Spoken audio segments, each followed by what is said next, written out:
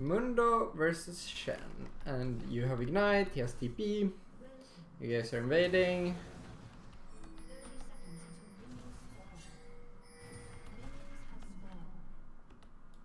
Okay. Oh, you're doing the cheese correctly. Timing's looking on point here. Wait. It was on point for a second, right? You queued at 127 like you're supposed to, but then you just forgot to queue the second time. Like, the point of queuing at 127, it's to put your passive on CD, right? So that the next time you press Q at like 135 or whatever. Okay, you press Q a little bit early, but it could have still worked. So if you press Q here right before your passive gets up, then you will have normal Qs that's like stays there, so you can hit him with one normal Q or two normal Qs right when he walks into the bush at you. And your passive is gonna be up for the drag through. That's the point of why you're queuing like initially when you walk in. You're missing quite a bit of damage if you miss that.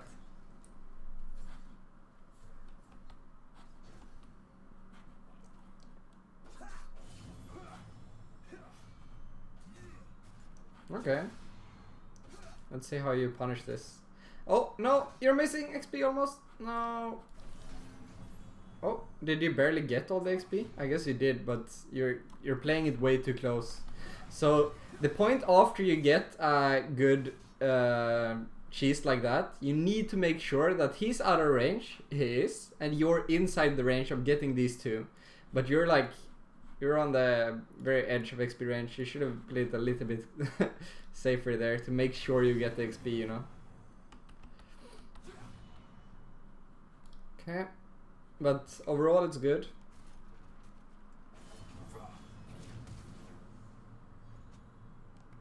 Yeah, it's fine.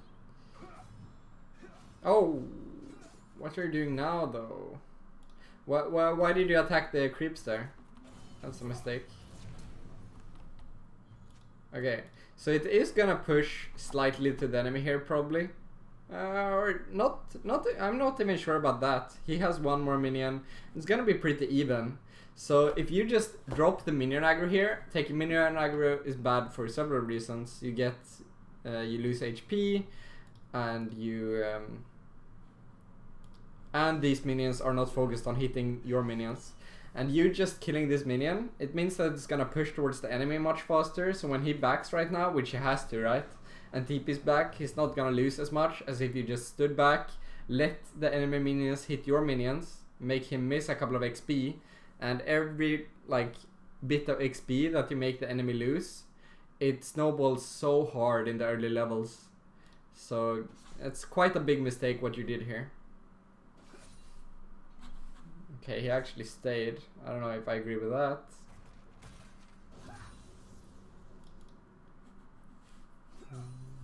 Make sure that you always get something. If you're gonna give up a minion on purpose like this, like you did with this one, like make sure you're getting something.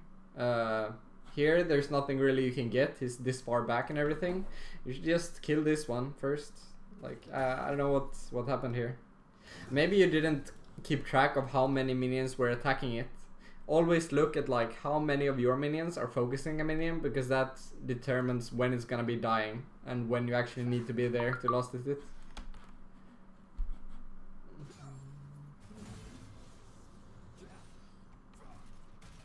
Okay, you shouldn't be taking free Qs like this, and you gave up another minion for no reason. Like you just seem so incoherent in your play. It doesn't seem like you have a goal, kind of. You're kind of just walking up haphazardly, trying to like maybe punish him. And okay, so this is like level 2 gank, but it is a level 2 gank, but it comes at a timing where junglers can level 3 gank. Like 240 and onwards is where you have to be a little bit careful of level 3 ganks.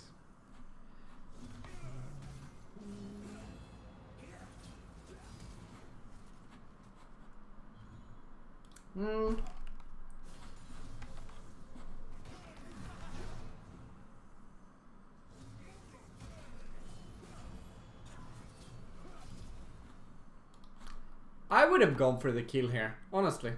You just got your passive, you have 2 empowered Qs left, Mundo doesn't have flash. So I would have tried to like abuse that by, and you got extra attack speed from your MQ as well. You could just attacked him, catted right, attacked him, and then flashed away, and you probably live, and you definitely get the kill.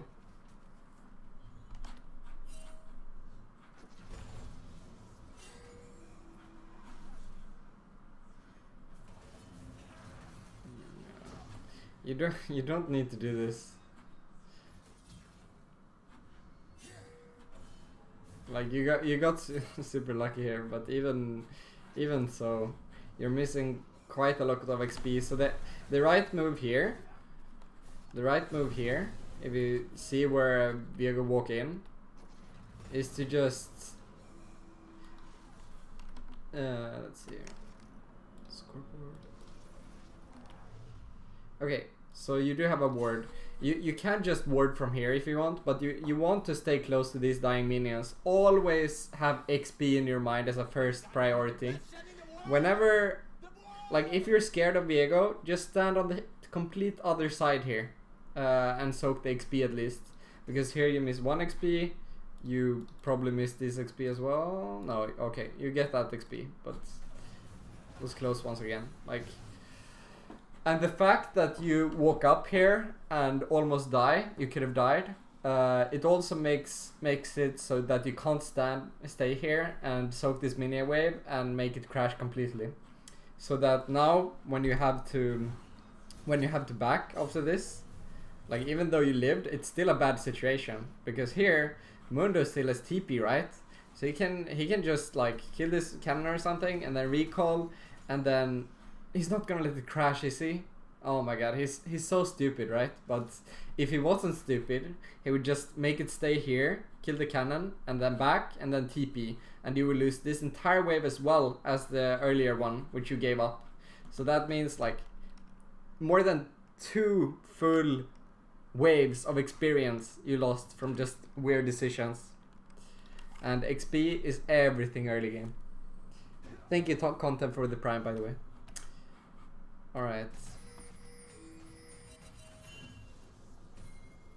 So yeah, see how much like CS you're behind right now. This is not because Viego ganked you, it's because you didn't handle like what options you had well at all. I'm confused why Mundo hasn't backed yet. Okay, so just taunt him. Just taunt drag through. What are you waiting for? Like, you're not gonna kill him with one. Like, why are you not taunt drag through? Taunt drag through W, come on! Why are you just standing there right now? And you missed the drag through as well. Because you forgot he had his passive, I guess. You always have to make sure you get the drag through. Like, and why are you pushing right now? Your pushing power is really bad. If you were playing something with amazing push, like Garen, then it's fine, right? Because then you will get into the tower before Mundo even gets the chance to recall and TP back. But right now, you're just breaking the push that's going, or trying to break the push that's going towards your side and making it towards his side. And when he sees you do that, he has the option of just recalling and TPing back, and he loses way less than he would have otherwise. So, like, always make sure you have a reason why you're pushing. You're even losing a bunch of HP for this. It's so bad. Like, do I still have the item advantage? Yeah, what's your point? You have the item advantage, but he has the option to just recall and TP back, and he's gonna have the HP or item advantage. And yeah. So, Mundo fucks up, great.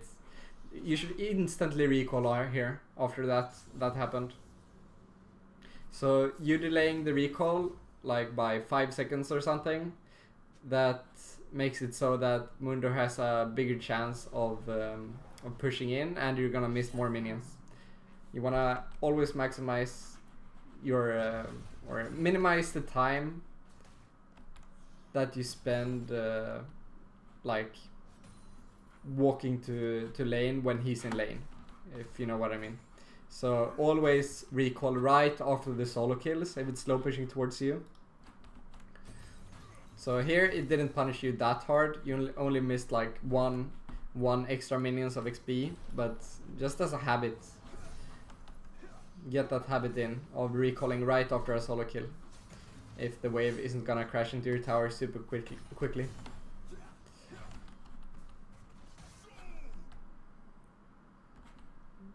You should use your minions more than you do this game as well to block his Qs.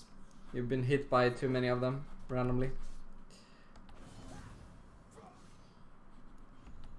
And you keep missing minions. You should probably like just practice your last hitting without even an opponent in practice tool for a bit.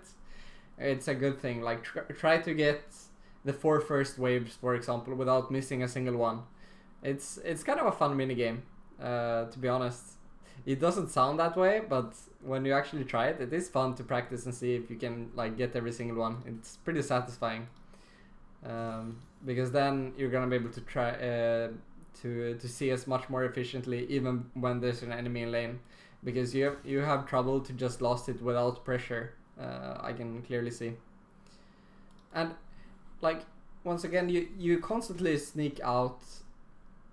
To like sneak out to bait the Q and go back, that's fine, but you shouldn't like stand here clearly in the open ever. And also something I don't like personally is building Bramble West first. It costs you so much, like in terms of time, until you get to your core items. Like it costs 800 gold, and 2 ruby crystals helps you survive as well, pretty much. Anyway, like health is super efficient early on. The only time I can kinda buy it is if you're versus Fiora, but even then I prefer to not build it.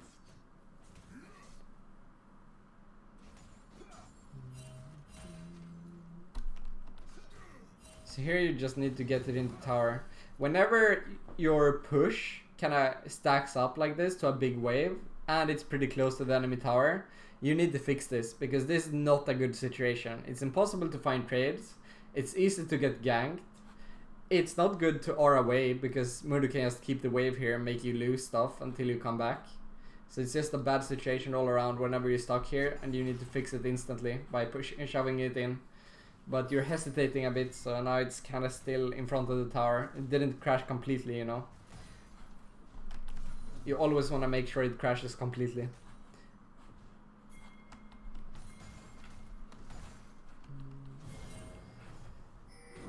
You're just running around randomly, it seems like to me.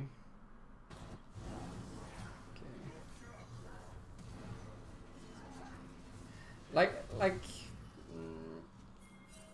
the thing is, in most situations, if there's a fight going on in topside jungle with your jungler, etc., unless the enemy jungler is low and literally running to you, so you can cut him off when he's trying to escape through top lane, unless that happens, it's best to just stay top and keep an eye on it and be ready to R if necessary.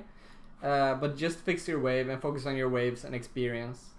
Like, it's not acceptable. Like, this is supposed to look the other way around in this lane. You're supposed to have 57 and he's supposed to have 33. But you've just not focused on XP.